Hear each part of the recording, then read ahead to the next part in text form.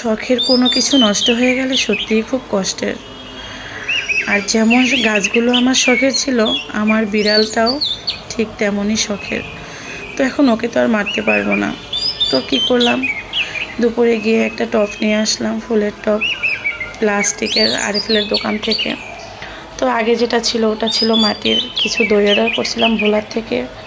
তো দইগুলো শেষ হওয়ার পরে আর হাঁড়িগুলো ফেলে দিই নাই, এগুলো দিয়েই ফুলের টব তৈরি করে ফেলছি। তো এখন আর কিছু করার নাই। তো এই তো এখন দেখতেই পাচ্ছেন আমি ফুলের টবটা একটু চেঞ্জ করে দিচ্ছি। সুন্দর করে আমি গাছের গোড়াটা ওখান থেকে খুলে এটার ভিতরে বসিয়ে দিলাম। আর আমার মিকি মিয়া, সে তো আমার পাশে পাশে ঘুরতে আসছে, দেখতেই পাচ্ছেন তার মাথাটা। সে মনে করছে এখানে জানি কিছু একটা আছে, আমি এখানেই থাকবো। এই তো দেখতেই পাচ্ছেন সে কী যে দুষ্ট, মাশাল্লাহ। আর ওকে আমি অনেক বেশি ভালোবাসি। আর এই তো ফাইনাল লুক দেখেন, আমি এখানে আমার ড্রেসিং টেবিলের সামনে আমি টবটা বসিয়ে দিলাম। আমার একটু বরাবরই সবসময় একটু গুছানো গাছানো, গাছ লাগানো খুবই বেশি পছন্দ। তো টাটা, বাবাই, সবাই ভালো থাকবেন। এ পর্যন্তই ছিল।